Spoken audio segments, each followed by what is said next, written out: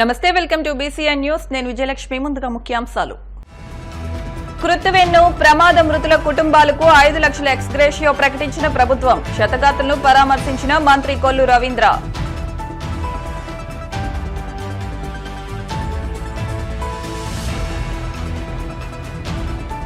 Reverse tendering పేరుతో జగన్ రాష్ట్రాన్ని వెనక్కి నెట్టారు. చంద్రబాబు కృషితోనే రాష్ట్ర అభివృద్ధి సాధ్యమన్న విశాఖ జిల్లా టీడీపీ నేత శ్రీనివాస్.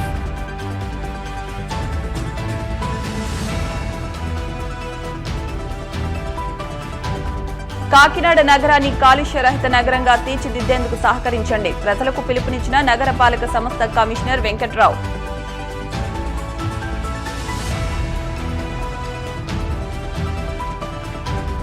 కువైట్ అగ్ని ప్రమాద మృతుల్లో 3 ఏపీ వాసులు. శ్రీకాకుళం, తూర్పు గోదావరి జిల్లాలకు చెందిన 3 సజీవ దహనం. ముఖ్యమంత్రి చంద్రబాబు ఆదేశాలతో మచిలీపట్నం ప్రభుత్వ ఆసుపత్రిలో కృత్తివెన్ను రోడ్డు ప్రమాద క్షతగాతులను మంత్రి కొల్లు రవీంద్ర పరామర్శించారు. మృతుల కుటుంబాలకు ముందస్తుగా 5 లక్షలు ఎక్స్గ్రేషియో ప్రకటించారు. శుక్రవారం తెల్లవారుజామున కంటైనర్ మినీ వ్యాన్ ఢీకొని 6 మృతి చెందగా 4 తీవ్ర గాయాలయ్యాయి. ఈ సందర్భంగా మంత్రి కొల్లు రవీంద్ర మాట్లాడుతూ సీఎం చంద్రబాబు ఆదేశాల మేరకు మృతులు ఒక్కొక్కరికి 5 లక్షల చొప్పున మొత్తం 30 లక్షలు ఎక్స్గ్రేషియోను అందజేస్తామని తెలిపారు. మృతుల కుటుంబాలకు అన్ని విధాలా అండగా ఉంటామని హామీ ఇచ్చారు. జగన్ పై వ్యతిరేకత ఉన్న ప్రజలు ఎన్నికల్లో స్పష్టమైన తీర్పునిచ్చారని విశాఖ జిల్లా టీడీపీ పార్లమెంటు ప్రధాన కార్యదర్శి పొలమరశెట్టి శ్రీనివాస్ పేర్కొన్నారు. టీడీపీ అధికారంలోకి వచ్చిన వెంటనే అమలు చేస్తామని చెప్పిన హామీలపై చంద్రబాబు దృష్టి సారిస్తున్నారన్నారు. వైసీపీ నేతల వ్యవహార శైలి నచ్చకే ప్రజలు వారికి పక్కన పెట్టారని, 3 రాజధానులంటూ ప్రజలను జగన్ మోసం చేశారని దుయ్యబట్టారు. రాజధాని పేరిట విశాఖను నాశనం చేశారని మండిపడ్డారు. రివర్స్ టెండరింగ్తో జగన్ రాష్ట్రాన్ని వెనక్కి నెట్టారని, చంద్రబాబు కృషితోనే రాష్ట్రం అభివృద్ధి చెందుతుందని ఆయన వెల్లడించారు. ఈరోజు ఈ కూటమి ప్రభుత్వానికి ఏదైతే మా నాయకులు చంద్రబాబు నాయుడు గారికి చాలా బాధ్యత ఉన్నటువంటి ఈ బాధ్యతతో మళ్ళీ రాష్ట్రాన్ని పునర్నిర్మాణం చేయాలనేటువంటి ఆలోచనతో కక్షలకి కార్పణ్యాలకి దూరంగా ఉండి ప్రజారంజకంగా ప్రజల ఆమోదంతో వచ్చినటువంటి ప్రభుత్వం కాబట్టి ప్రజారంజకంగా పరిపాలించాలన్నటువంటి ఆలోచనతో ఏదైతే వారు ఇచ్చినటువంటి హామీలు ఏవైతే ఉన్నాయో, ఫస్ట్ డిఎస్సి మీద సంతకం పెట్టడం కానీ, అదేవిధంగా 2 ల్యాండ్ టైటిలింగ్ యాక్ట్ కానీ, అదేవిధంగా అన్నా క్యాంటీన్లు పునరుద్ధరించడం కానీ, ఇవన్నీ కూడా వారు తీసుకుంటున్నటువంటి దీనికి ప్రజలందరూ కూడా హర్షిస్తూ ఉన్నారు. ఇది ముఖ్యంగా మా విశాఖ పార్లమెంటు పరిధిలో ఇక్కడ ఉన్నటువంటి విశాఖ ప్రజలు చాలా ఒక అద్భుతమైనటువంటి తీర్పునిచ్చారు. కానీ విని ఎరుగిన రీతిలో ఇక్కడ విశాఖపట్నంలో ఎంపీకి 5,04,000 ఓట్లతో అత్యధిక మెజారిటీతో గెలిపించడం, అదేవిధంగా ఇక్కడ ఉన్నటువంటి ఈ నియోజకవర్గ పరిధిలో ఉన్నటువంటి అందరు ఎమ్మెల్యేలను కూడా భారీ మెజారిటీతో, రాష్ట్రంలోనే భారీ మెజారిటీలు ఇచ్చినటువంటి ఘనత విశాఖ ప్రజలకే దక్కుతుంది. వారికి విశాఖ పార్లమెంటరీ పార్టీ తరఫున హృదయపూర్వకంగా ధన్యవాదాలు తెలియజేసుకుంటా ఉన్నాం. డిఎస్సీ మీద సంతకం పెడుతున్నారు. అదేవిధంగా 2వది ఏదైతే ల్యాండ్ టైటిలింగ్ యాక్ట్, అదేవిధంగా అన్నా క్యాంటీన్లు పునరుద్ధరించడం, విశాఖపట్నం అంటే అమితమైనటువంటి ప్రేమ చంద్రబాబు నాయుడు గారికి. పునర్వైభవం తీసుకురావడానికి విశాఖపట్నానికి కారకులు ఎవరు? చంద్రబాబు నాయుడు గారు. ఆ విషయాన్ని గుర్తెరిగి అంతటి గతంలో 2019లో రాష్ట్రమంతా జగన్మోహన్ రెడ్డికి పట్టం కట్టినప్పుడు కూడా విశాఖ ప్రజల విజ్ఞప్తితో విశాఖపట్నంలో ఉన్నటువంటి 4 నియోజకవర్గాలు కూడా చంద్రబాబు నాయుడు గారిని గుర్తించి ఇక్కడ ఎమ్మెల్యేలని గెలిపించడం జరిగింది గతంలో. అదేవిధంగా మళ్ళీ ఈరోజు అంతకంటే భారీ మెజారిటీలతో ఇక్కడ మళ్ళీ 7 ఎమ్మెల్యేలను కానీ ఇక్కడ ఎంపీని కానీ గెలిపించినటువంటి విశాఖపట్నం ప్రజలు ఖచ్చితంగా చంద్రబాబు నాయుడు గారు మంచి చేస్తారనేటువంటి ఉద్దేశంతోనే ఉన్నారు. పోలవరం ఆల్మోస్ట్ 70% పూర్తయి, అది కానీ మిగతాది కూడా ఈ ప్రభుత్వం కానీ పూర్తి చేసి ఉంటే ఇప్పుడు ఈ ఉత్తరాంధ్ర అంతా కూడా సస్యశ్యామలం అయ్యేది. త్రాగునీరు కానీ సాగునీరు కానీ ఇవన్నీ కూడా విస్మరించి పూర్తిగా ఇది ఒక కక్ష ధోరణితో చంద్రబాబు నాయుడు గారు చేశారు. కాబట్టి ఈ జగన్మోహన్ రెడ్డి దీని మీద పూర్తిగా దీంట్లో రివర్స్ టెండరింగ్ ద్వారా వెళ్ళి మొత్తం రివర్స్ లోనే అన్ని పనిచేశారు. దాని ప్రతిఫలమే ఈ రోజు సుమారుగా ఒక 20 ఏళ్లు వెనక్కి వెళ్ళిపోవడానికి కారకమైనటువంటి జగన్మోహన్ రెడ్డిని గద్దెదించడానికి ప్రజలు నడుం కొట్టి మొన్న చేసినటువంటి ఇది. కనుక ఏ ప్రభుత్వాలైనా సరే ప్రజలకు మంచి చేయాలనేటువంటి ఆలోచనతో ఉండాలి తప్ప కక్ష ధోరణితో ఉంటే ఎలా బుద్ధి చెప్తారన్నది మొన్న సార్వత్రిక ఎన్నికల్లో ప్రజలు చేసి ఇచ్చినటువంటి తీర్పే సమాధానం. ఈరోజు ఆయనకంటే కూడా తెలుగుదేశం పార్టీకి ఇంకా భారీ మెజారిటీతో, అంటే ఆయనకి కనీసం ప్రతిపక్ష హోదా కూడా ఇవ్వకుండా ఇది ఇంత భారీ మెజారిటీ ఇచ్చినందుకు కూటమి కూడా అంతే బాధ్యతగా ప్రజలకి ఇంకా మంచి చేయాలి.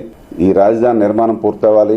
అలాగే ఏదైతే మనకి కేంద్రంతో కూడా ఈరోజు మంచి ఇది ఉంది కాబట్టి ఎక్కడ కూడా వారి సహకారం ఉంటుంది.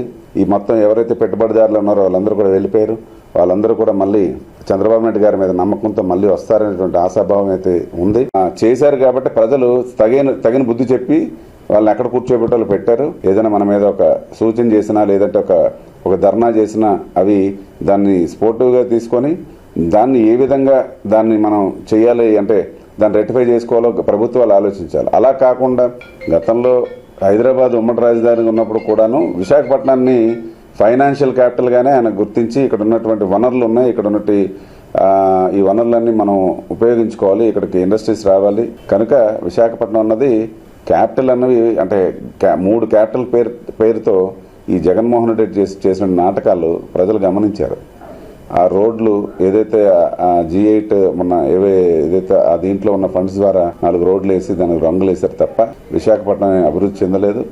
అంటే గతంలో ఏదైతే ప్రభుత్వాన్ని నమ్మి 33,000 ఎకరాలు ఇచ్చారో దాన్ని డెవలప్ చేయాల్సినటువంటి బాధ్యతను విస్మరించి పూర్తిగా దాన్ని నిర్వీర్యం చేసినటువంటి ఈ జగన్మోహన్ రెడ్డికి తగిన బుద్ధే చెప్పారు. 33,000 ఎకరాలు PPP ద్వారా అక్కడ రైతులతో మాట్లాడి వారికి దాంట్లో భాగస్వాములు చేసి అభివృద్ధి చేసి దాంట్లో కొంత ల్యాండ్ వారికి ఇచ్చి మిగతా ల్యాండ్ అంతా కూడా రాజధానికి ఏ విధంగా ఉపయోగించాలో ఆ విధంగా అంటే అక్కడ ఉన్నటువంటి హైకోర్టు కానీ మిగతా కట్టడాలు ఏవైతే ఉన్నాయో వాటికి ఉపయోగించి అలాగే కొన్ని సంస్థలను ఇక్కడ ఆహ్వానించి వారి ద్వారా పెట్టుబడులు పెట్టించి ఈ రాష్ట్రాన్ని అంటే ఈ దేశంలోనే లేనటువంటి రాజధాని నిర్మాణం చేయాలి అనేటువంటి ఆలోచనతో చేసినటువంటి చంద్రబాబు నాయుడు గారిని పూర్తిగా ఈ రాష్ట్ర ప్రజలందరూ కూడా ఆ దిశగానే ఆలోచన చేస్తున్నారు. కాకినాడ నగరాన్ని సుందరమైన కాలుష్యరహిత నగరంగా తీర్చిదిద్దేందుకు ప్రజలు సహకరించాలని నగరపాలక సంస్థ కమిషనర్ జె వెంకట్రావు పిలుపునిచ్చారు. కాకినాడ నగరపాలక సంస్థ ఆధ్వర్యంలో నిర్వహణలో ఉన్న ఘన వ్యర్థ పదార్థాల నిర్వహణ కేంద్రంను ఆయన పరిశీలించారు. ఈ కేంద్రంలో నిర్వహించే కార్యకలాపాల వివరాలను అధికారులను అడిగి తెలుసుకున్నారు. అనంతరం రెవెన్యూ కాలనీలోని సేంద్రియ ఎరువుల తయారీ కేంద్రాన్ని ఈఈ మాధవితో కలిసి ఆయన పరిశీలించారు. కాకినాడ నగరంలో జనరేట్ అవుతున్నటువంటి ఏదైతే వెట్ అండ్ డ్రై వేస్ట్ ఉందో ఆ వెట్ అండ్ డ్రై వేస్ట్ని అదేవిధంగా ప్లాస్టిక్ వేస్ట్ ఉంది వీటన్నిటిని కూడా కలుపుకుని మన హాపర్ వెహికల్స్ ద్వారా వాటిని కలెక్ట్ చేసి వెట్ అండ్ డ్రై వేస్ట్ని సెపరేట్గా కలెక్ట్ చేసి వాటిని ఇక్కడ తీసుకొచ్చి మళ్ళీ వాటిని ఫర్దర్గా ప్రాసెస్ చేసి అందులో ఏదైతే వెట్ వేస్ట్ ఉందో వెట్ వేస్ట్ అంతటిని కూడా మళ్ళీ మెన్యూర్ కింద కన్వర్ట్ చేసి త్రూ సైంటిఫిక్ ప్రాసెస్ ద్వారా మెన్యూర్ కింద కన్వర్ట్ చేసి వాటిని రకరకాల వ్యవసాయ వినియోగానికి కానీ లేదా ఫిషరీస్కి సంబంధించినటువంటి ఫీడ్ కింద కానీ వినియోగించడం జరుగుతుంది. అదేవిధంగా డ్రై వేస్ట్ ఏదైతే ఉందో పర్టికులర్గా ప్లాస్టిక్ మెటీరియల్ వాటన్నిటిని కూడా సపరేట్గా చేసి వాటన్నిటిని బాటిల్స్ ప్లాస్టిక్ బాటిల్స్ పెట్ బాటిల్స్ ఇవన్నీ కూడా వాటిని కూడా కలెక్ట్ చేసి వాటిని ప్రాసెస్ చేసి దాన్ని సెపరేట్గా వేరే ఏజెన్సీస్ ద్వారా కూడా ఇచ్చి దానికి మనం కొంత ఫైనాన్షియల్ వైబిలిటీ తీసుకురావడానికి ట్రై చేస్తున్నాం.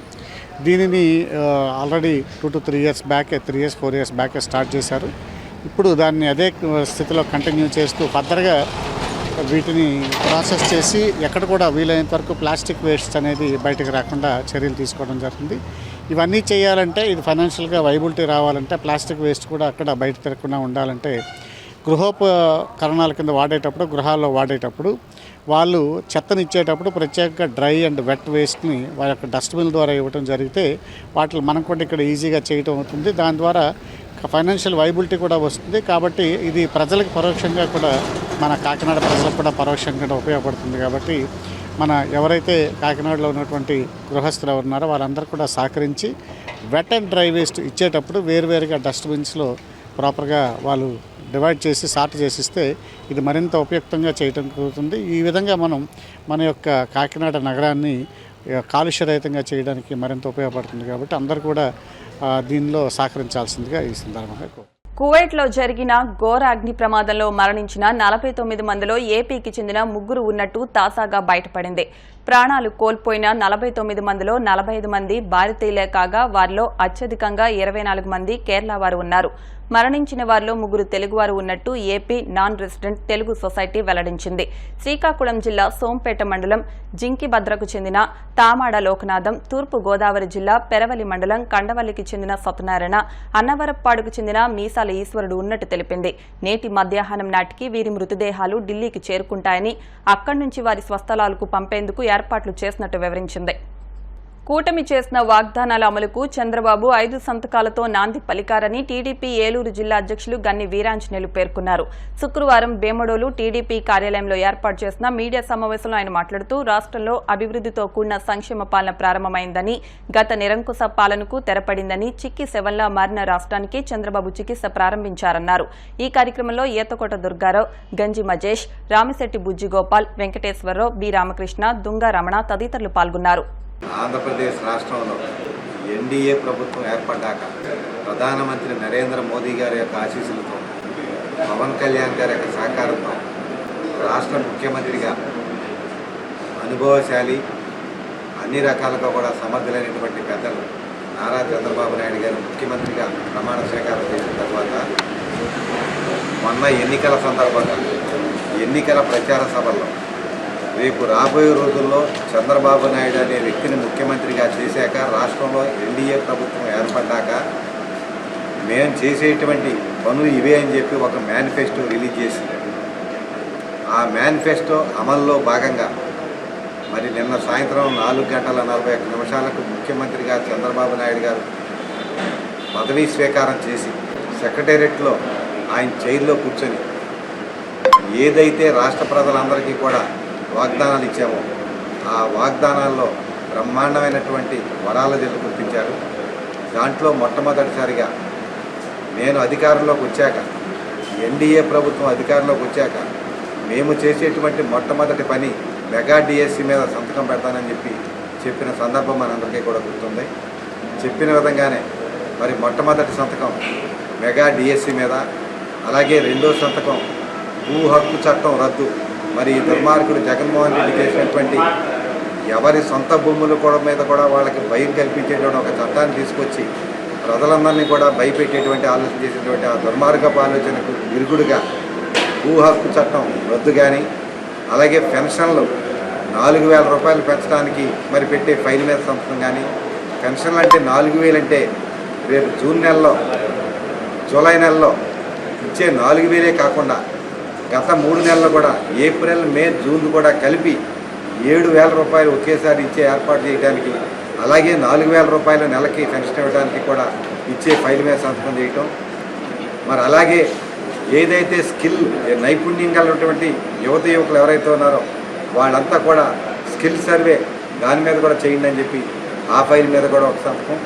మరి అలాగే మరొకటి ఏదైతే అందరూ కూడా అనుకుంటా ఉన్నారో అన్నా క్యాంటీన్, ఈ దుర్మార్గుడైనటువంటి ముఖ్యమంత్రి, మాజీ ముఖ్యమంత్రి జగన్మోహన్ రెడ్డి హయాంలో నలుగురికి పేదవాళ్ళకి అన్నం పెట్టేటువంటి అన్నా క్యాంటీన్లు అంతా కూడా దారుణంగా ముగించేసి అన్నార్థులకు అందరికీ కూడా అన్యాయం చేసినటువంటి జగన్మోహన్ రెడ్డి యొక్క దుష్పరిపాలనకు వ్యతిరేకంగా అన్నా క్యాంటీన్లు తెరుస్తామని చెప్పి ఏదైతే మరి వాగ్దానం ఇచ్చారో ఆ అన్నా క్యాంటీన్లు అన్నీ కూడా మరి తిరిగి పునరుద్ధరించడానికి పెట్టే దాని మీద జీవో మీద సంతకం చేయటం, ఇవన్నీ కూడా మా అందరికీ కూడా రాష్ట్ర ప్రజలుగా మా అందరికీ కూడా చాలా సంతోషం కలిగించే విషయాలు.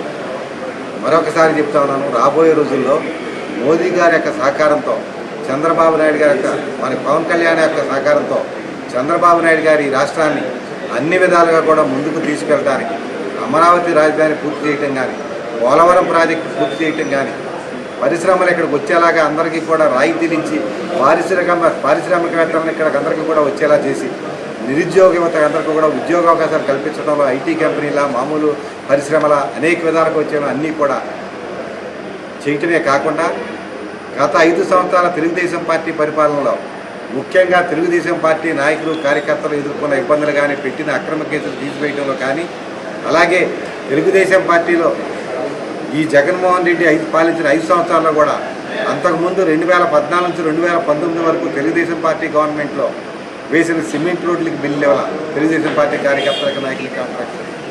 అట్లాగే నీరు చెట్టు బిల్లు కనీసం ఎండుకు కూడా చేపించాల. అలాగే మరి డెల్టాకి సంబంధించిన ఓఎండ్ఎం నిధులు కూడా ఏమి లేవు.